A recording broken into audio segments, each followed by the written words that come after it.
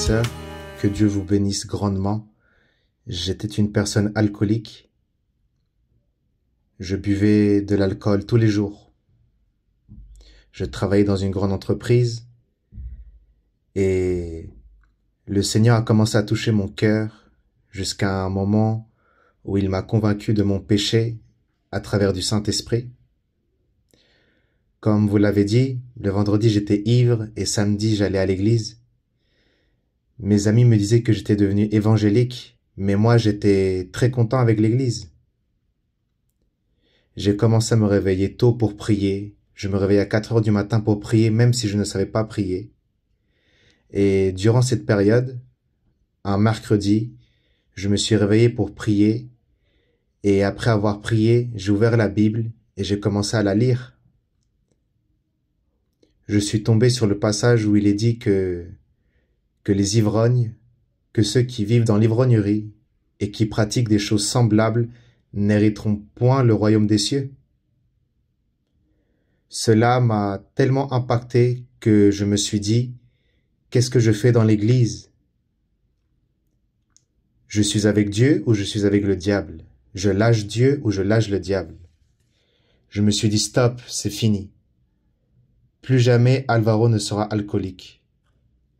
Les vendredis, je ne rentrais jamais à la maison parce que je sortais toujours boire avec mes amis.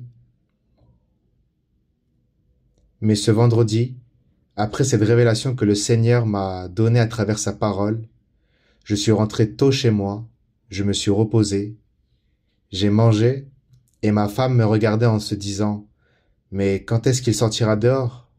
Parce que je ne rentrais jamais à la maison. À 20 heures, je me suis douché, je me suis changé et je me suis couché. De la même manière, 3 semaines sont passées et un vendredi, ma femme m'a dit « Tu vas arrêter de boire de l'alcool ?»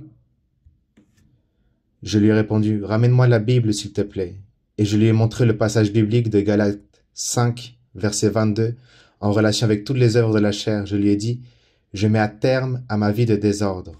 Aujourd'hui, j'ai décidé de suivre le Seigneur comme il se doit, pas à moitié. Et cela, je le témoigne pour donner la gloire et l'honneur à notre Père céleste. » Je témoigne pour l'honneur de mon Père céleste.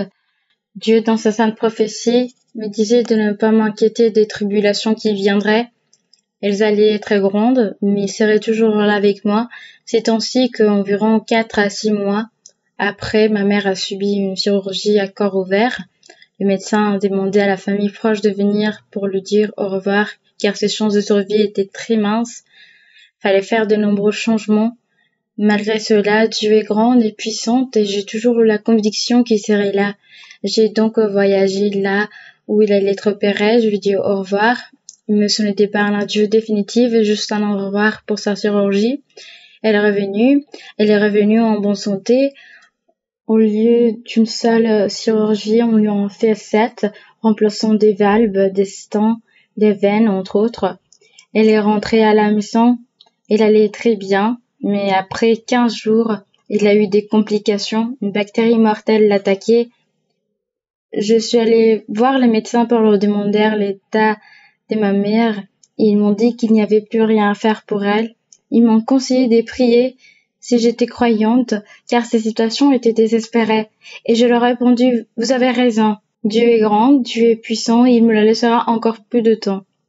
Sa parole s'est accomplie, exactement comme la prophétie que Dieu m'a donnée. Aujourd'hui, ma mère est à la maison.